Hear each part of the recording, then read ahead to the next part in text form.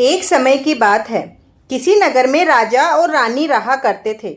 उनके महल में किसी प्रकार की सुविधा या सुख की कमी नहीं थी, लेकिन उन दोनों की कोई संतान नहीं थी।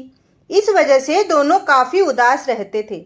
उन्होंने कई मंदिरों में संतान प्राप्ति के लिए पूजा और प्रार्थना भी की, लेकिन उन्हें संतान का सुख नहीं मिला। उनके नगर में भगवान शिवजी का एक मंदिर था। संतान प्राप्ति की कामना से रानी प्रतिदिन वहां जाया करती थी। भगवान भोलेनाथ की कृपा से रानी आखिरकार गर्भवती हो गई और उसने एक सुंदर राजकुमार को जन्म दिया। परंतु पैदा होते ही वह बालक एक सांप में बदल गया। रानी के गर्भ से एक सर्प पैदा होने की बात तेजी से पूरे गांव में फैल गई और लोगों को यह सुनकर बड़ा ही आश्चर्य हुआ।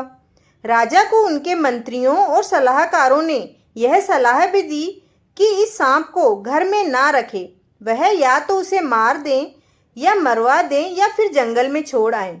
लेकिन रानी अपनी ममता के आगे विवश हो गई और पुत्र के मोह के चलते राजा रानी ने बड़े प्यार से उस नाग शिशु का पालन पोषण किया। रानी उस सांप का बहुत ध्यान रखती थी और इस प्रकार धीरे धीरे वह सर्प बड़ा हो गया। अब रानी को उसके विवाह की चिंता होने लगी। जब रानी ने राजा को अपनी चिंता का विषय बताया तो राजा ने अपने रिश्तेदारों से विवाह की बात कही।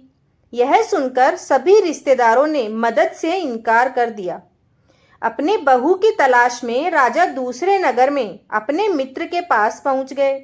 राजा को देखकर उनका मित्र अत्यंत प्रसन्न हुआ और उनके मित्र ने राजा से वहां आने का कारण पूछा। राजा ने उन्हें बताया कि वह अपने पुत्र के विवाह के लिए कन्या की तलाश कर रहे हैं। इस पर राजा के मित्र ने उनसे कहा कि मित्र, अब तुम चिंता छोड़ दो। मैं अपने कन्या के विवाह के लिए योग्य वर की तलाश कर ही रहा था। तुम्हारी बात सुनकर मैं सोच रहा हूं कि अपनी कन्या का विवाह तुम्हारे पुत्र से करवा दूं। राजा बोला, मित्र, तुम जल्दबाजी में निर्णय मत लो।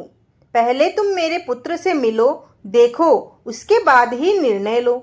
इस पर उनका मित्र बोला कि इसमें देखना क्या है, तुम पर मुझे पूर्ण विश्वास है। मेरी कन्या को तुम अपने साथ ही ले जाओ और अपने नगर में उसका विवाह अपने पुत्र के साथ कर देना। मेरी आर्थिक स्थिति तो तुम्हें पता ही है। मैं तुम्हारी बराबरी का नहीं हूँ और तुम्हारी बराबरी के हिसाब से मैं अपनी पुत्री का विवाह भी नहीं कर सकता। राजा के मित्र ने अपनी कन्या को बुलाया और उसे राजा को सौंप दिया।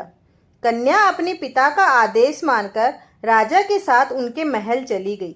महल पहुंचकर राजा ने कन्या से कहा कि पुत्री, दरअसल हमारा पुत्र तो एक सर्प है, तुम उससे विवाह कैसे करोगी? यह सुनकर कन्या बोली कि उसे इस बात से कोई आपत्ति नहीं है। अपने पिता के आदेश के अनुसार मैं आपके पुत्र से विवाह अवश्य करूंगी। इसके बाद राजा और रानी अपने पुत्र सर्प का विवाह अपने मित्र की कन्या के साथ धूमधाम से करवा देते हैं। संयोगवश उस दिन नाग पंचमी थी और उस कन्या ने नाग पंचमी के पूजन किया था और अपने सभी आराध्य देवी देवताओं का पूजन करके ही वह विवाह के मंडप में बैठी थी। उसकी इस पूजा से नाग देवता अत्यंत प्रसन्न थे। वह कन्या अपने पति सर्प की बहुत सेवा करती और उसकी सभी जरूरतों का ध्यान रखने लगी। एक दिन वह अपने कमरे में आती है और वहां पर एक युवक को देखकर घबराहट से चिल्लाने लगती है। उसकी आवाज सुनकर राजा और रानी भी उसके कमरे में आ जाते हैं। तब वह युवक कन्या से कहता है कि तुम घबराओ मत, मैं तुम्हारा पति सर्प हूँ। देखो, कमरे के कोने में मेरा सर्प का शरीर पड़ा हुआ है। दरअसल पिछले जन्म में मैं एक गंधर्व था और तुम एक किन्नरी थी। हम दोनों एक दूसरे से बेहद प्रेम करते थे। एक दिन हम लोग मिलकर वन में गीत गा रहे थे, रमण कर रहे थे और वहीं पर एक ऋषि तपस्या कर रहे थे। हमारी आवाज से ऋषि की तपस्या भंग हो गई और क्रोधित होकर उन्होंने मुझे अगले जन्म में सर्प के रूप में पैदा होने का श्राप दे दिया और हम दोनों में वियोग की स्थिति उत्पन्न कर दी। हमारी क्षमा मांगने पर उन्होंने कहा कि अगर अगले जन्म में तुम्हारा विवाह नाग पंचमी के दिन होता है और तुम्हारी होने वाली पत्नी नाग पंचमी की पूजा करती है तो तुम्हें इस सर्प की योनि से मुक्ति मिल जाएगी। इसलिए हमारा प्रभु ने भी साथ दिया और हमारा विवाह पिताजी ने नाग पंचमी के दिन ही करवाया। लेकिन अब मैं उनके श्राप से मुक्त हो गया हूँ। यह सुनकर राजा रानी की खुशी का कोई ठिकाना नहीं रहा। वह अपने पुत्र को गले से लगा लेते हैं और अपनी पुत्र वधू को आशीर्वाद देते हैं। यह थी नाग पंचमी के अवसर पर आपके लिए एक अन्य पौराणिक कथा। एक राजा के 7 पुत्र थे। उन सबके विवाह हो चुके थे। उनमें से 6 पुत्रों के संतान भी हो चुकी थी। सबसे छोटे पुत्र के अब तक कोई संतान नहीं हुई। जिठानियां बांझ कहकर बहुत ताने देने लग गई थी। एक तो संतान नहीं होने का दुख, उस पर सास, ननद, जिठानियों आदि के ताने उस रानी को बहुत दुखी करने लगे। इससे व्याकुल होकर वह बेचारी रोने लगती, हरदम उदास रहती। उसका पति समझाता कि संतान होना या न होना तो भाग्य के अधीन है। जब भगवान को देना होगा वह हमें संतान अवश्य देंगे। तू क्यों दुखी होती है? वह कहती है तो कहने दो। उनको सुनकर इधर से सुनकर उधर निकाल दिया करो। सब लोग बांझ बांझ कहकर मेरी नाक में दम कर रखे हैं। आप तो कह रहे हैं लेकिन मुझे बहुत दुख होता है। पति बोला, देखो रानी, दुनिया कहती है कहने दो, मैं तो कुछ नहीं कहता। तू मेरी ओर ध्यान दे और दुख को छोड़कर प्रसन्न रहा कर।